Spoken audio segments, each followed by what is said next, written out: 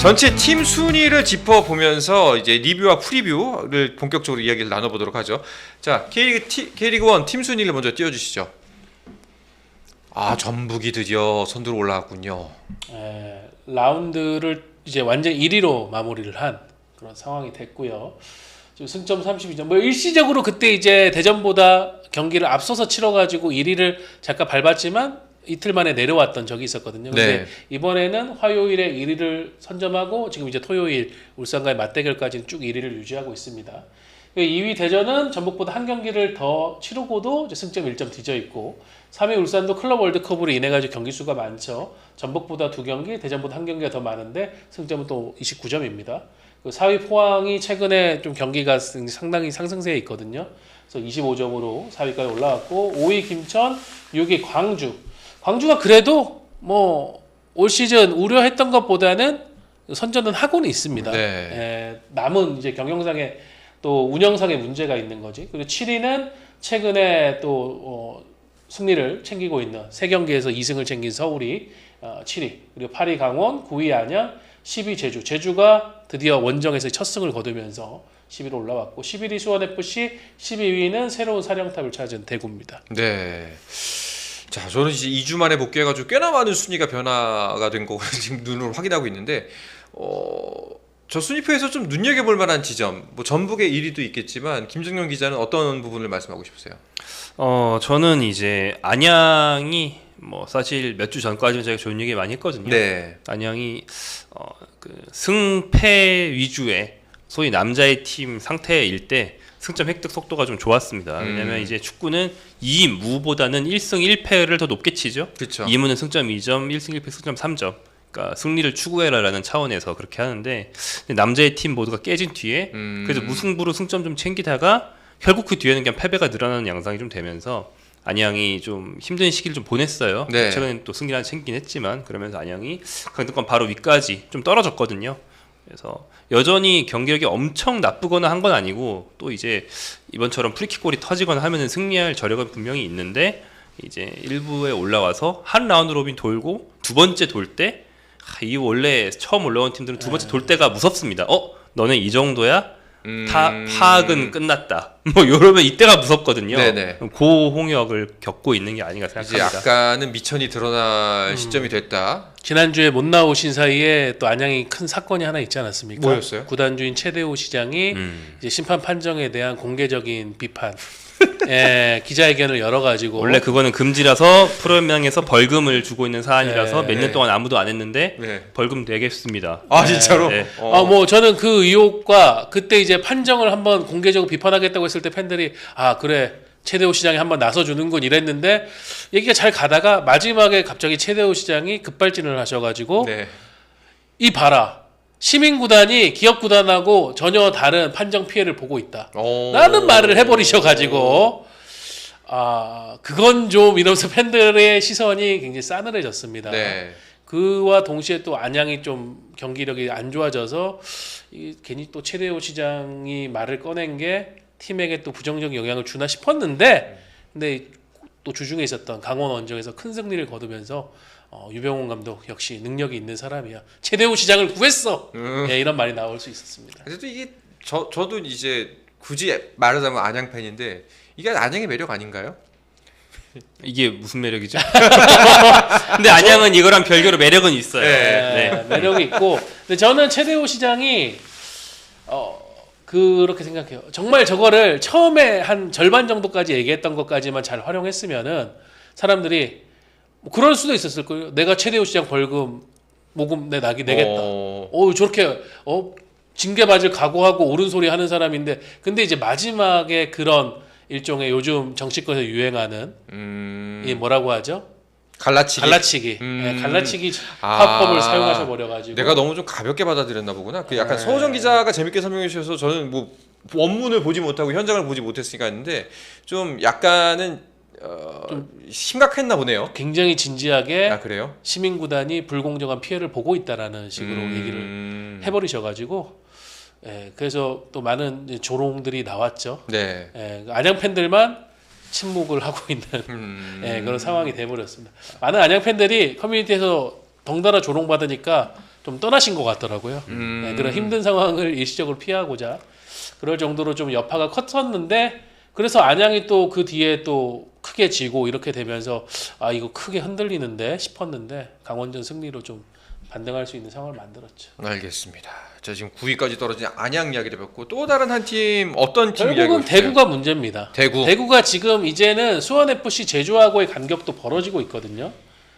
지금 이제 승점을 보면은 15점 11점. 예, 11점이고 제주 수원 FC가 이제 한 경기 이상씩 더 막 벌어졌습니다. 4점, 5점 차로 앞서가고 있는데 일단 그 김병수 감독 체제로 새롭게 출발하는 대구가 해야 될 거는 수원 FC랑 제주를 추격해 가지고 일단 다이렉트 강등 당할 수 있는 상황을 모면하는 것부터를 해야 되는데 이걸 바꾸려면 지금 같아서는 한 연승을 만들어야 네. 좀 가능해진 상황이거든요. 아 근데 과연 전북전에 제가 현장에서 봤던 대구의 경기 내용으로는 이게 과연 김병수 감독이 어떤 마법을 부려야 이 팀을 심폐소생시킬 수 있을 것인가 그 정도로 좀 요즘 최근에 대구의 경기력이 좀 심각했습니다. 그 전북한테 0대4로 지는 거는 상위권 대 하위권 뭐 그러니까 1등 대 꼴찌의 대결인데 그럴 수 있는 거 아니야라고 하실 수도 있지만 뭐 전북 봐보신 분들은 다 아실 텐데 전북이 그 전까지 15경기에서 최대 골 차로 이긴 경기가 2골 차였어요. 네네. 네. 1대 0이 제일 흔한 팀이었단 말이죠. 근데 전북이 대구를 만나서 그 어떤 대승으로 가는 혈이 한번 뚫리는 그런 계기가 되고 말았고 그리고 이제 말씀하신 김병수 감독이 새로 와서 이제 이번 주말에 데뷔전을 하게 되는데 김병수 감독에 대해서 기대 반 걱정 반인 거죠. 그러니까 뭐냐면 강등 청부사 그러니까 잔류 청부사 뭐 이럴 때 어떻게든 실리적으로 꾸역꾸역 승점 1점씩 따내가지고 결국에는 이제 11위, 10위를 추적하는 사람 이런 이미지가 아니고 뚝심 있게 자신의 실험을 밀어붙이는 좀 전술가와 좀 실험을 하는 그런 좀 파이오니아적인 성격이 있는 사람으로 많이 받아들여지고 있다 보니까 실제로 선수 때도 좀 그런 면이 있었고 이거 잔류하겠다고 선임하는 거 맞아? 팬들이 보기에 딱 그래 보이는 거죠. 네. 이거 강등되더라도 세 판짝 있다는 거 아니야?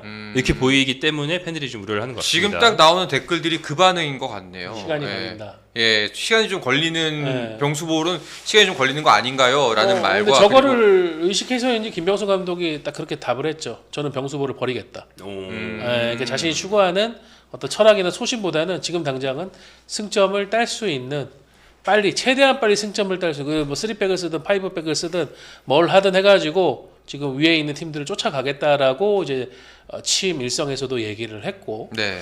저는 김병수 감독이 강원은 뭐 조금 다른 경우지만 수원 같은 경우가 이제 대구하고 똑같이 강등권에 있는 최하위 팀을 맡아가지고 이제 싸움을 시작하는 형태로 갔었기 때문에 그때 이제 겪으면서 어쨌든 실패로 끝났는데 그 실패를 과연 김병수 감독이 어떻게 학습을 해놨느냐 지금 돌아보고 그때 내가 했던 것 중에서 계속 여기 대구에서도 해야 될 것 그리고 하지 말아야 될 것 어떻게 이제 선긋기를 하고 대구 선수들 이끌어 가느냐가 중요할 것 같고요.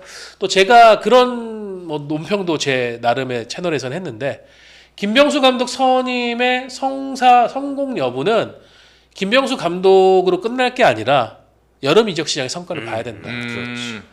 작년에 황선홍 감독이 멸시의 시선을 받으면서 대전 사령탑으로 와가지고 소방수 역할을 완벽하게 해냈거든요. 근데 연기 뭐 엄청 했잖아요. 그때 황선홍 감독의 능력도 있었지만 대전이 여름에 엄청나게 트리플 스쿼드를 선수를 그렇죠, 영입을 그렇죠. 해줬습니다. 네. 대구도 지금 할 수 있는 여력 안에서는 제가 볼 때 4명, 5명 혹은 그 이상을 선수 보강을 지금 해줘야 됩니다.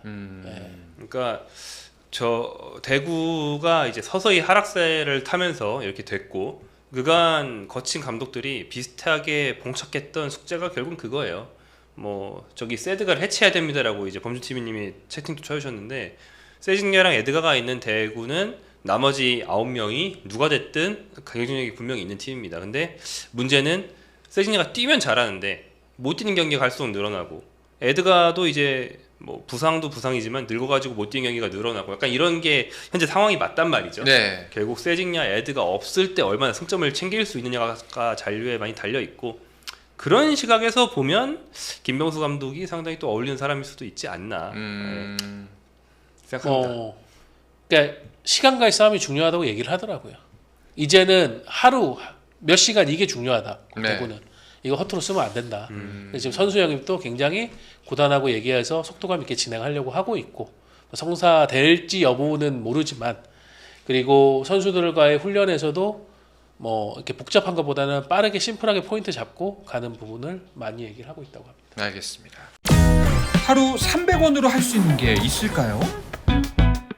커피 한 잔, 버스 한 번도 불가능한 시대. 초등학생 우리 아이도 300원에는 움직이지 않습니다. 하지만 하루 300원을 똑똑하게 쓰는 방법. 갓산균, 델러밴드 듀폰, 다니스코 세계 3대 유산균사 균주를 한 번에 면역력을 위한 아연도 가득. 신이 만든 가성비 유산균 갓산균, 하루 300원에 당신의 소중한 일상을 지켜드립니다. 스포츠는 플러스 한정의 무대 스포츠는 플러스 인터넷